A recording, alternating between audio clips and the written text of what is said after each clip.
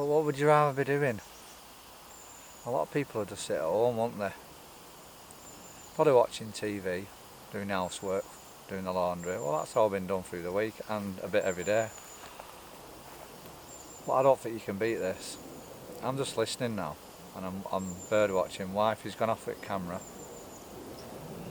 and because I've learnt a few noises, I know there's some long-tailed tits very close, and I've got this beautiful view in front of me,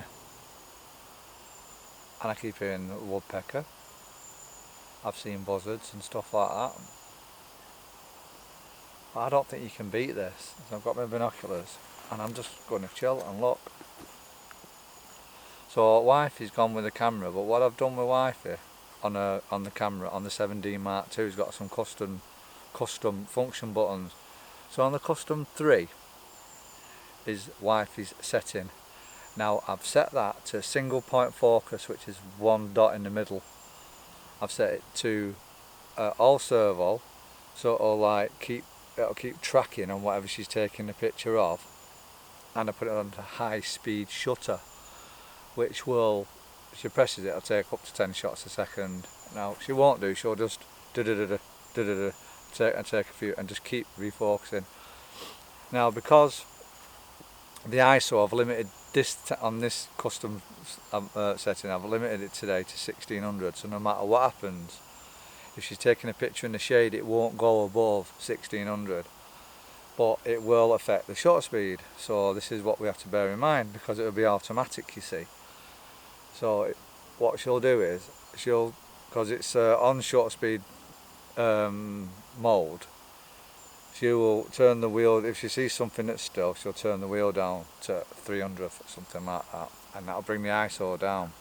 If it's moving a bit more, she just has to simply turn that wheel, and it'll just speed up the shutter speed, but it might raise the ISO.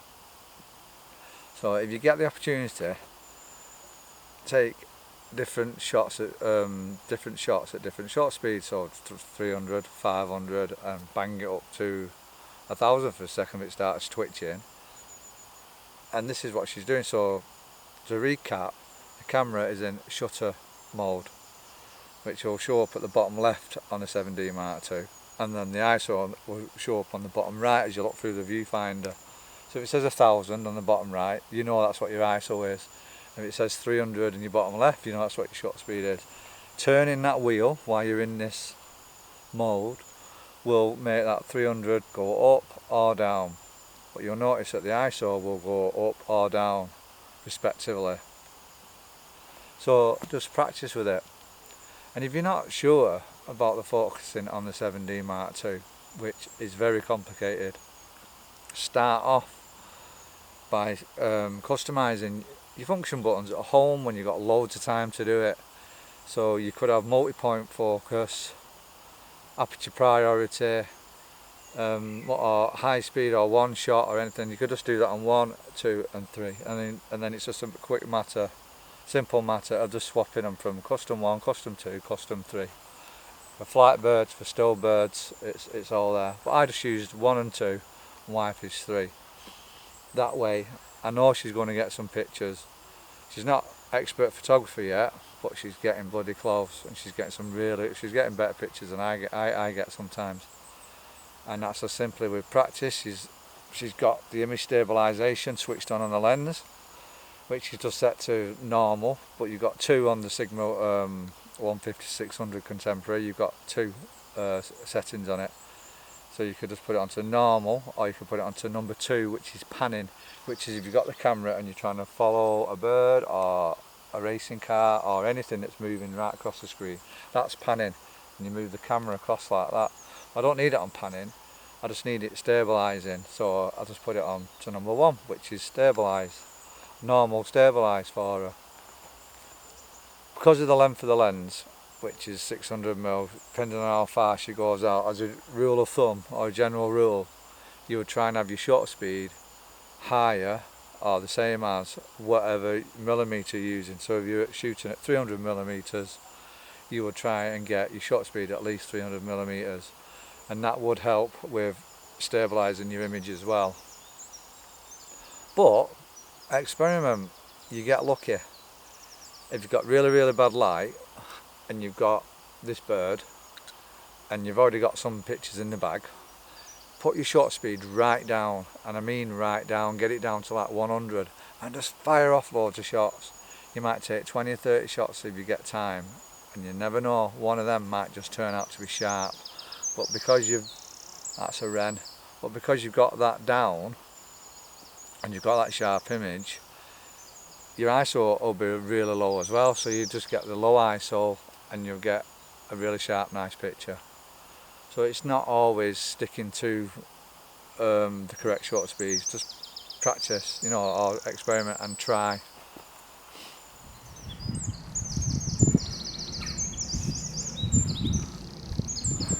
Just try and focus on the eye when you're taking pictures of birds. When you look at a photograph of a person, a bird, an animal, your dog, your pet or whatever, you'll look straight at the eye, because that's what we're programmed to do as human beings. So that's where you want your focus to be. Because telescopical lenses, they have big depths of field, small depths of field, so you got that wrong. So if you're zoomed in, you might have a small depth of field like that, and your animal might be that big. So focusing on the eye, you'll get like a just in front of the animal and just past the animal in focus. But you want the eye sharp anyway. I got my first Canon camera was a 600D, which I'm filming on now. So I had that, and then my lens, that I always wanted a bigger lens, and I bought the Contemporary after looking online and just looking at loads of reviews and everything. I thought that was the best one I could afford, the biggest and the best one I could afford, and it's all about money. But so I got that, and coupled with my 600D, I was getting some nice shots, but I felt like it weren't focusing as quick, obviously because it's a 600D. It weren't focusing as quick as it could, so hence back online, seeing what the best camera is for me and money. And I found the 7D, and then the 7D Mark II was the best one for me. And reading about the focusing capabilities of it, I kept wondering what it'd do with my Sigma lens, and I had to try it. So eventually I did get the 7D Mark II. And then I found that when I got these two combinations, and I'd actually watched online videos of this combination as well, that it was doing what I needed it to do, which was it's quite fast at focusing. Obviously it's not a Canon lens, but it's quite fast at focusing. And I was really happy with it. I still am happy with it. With the 7D Mark II, you get 2 card slots. You get a CF card slot and an SD card slot.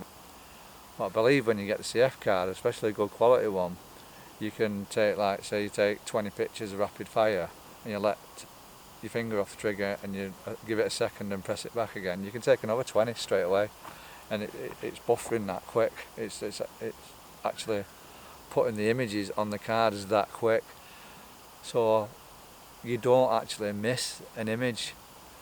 You're not like waiting for the camera to catch up. So if something's happening, say a bird lands in a tree, and you've just got on it and you've got 4 or 5 seconds, you want to be busting, especially if it's doing something busting.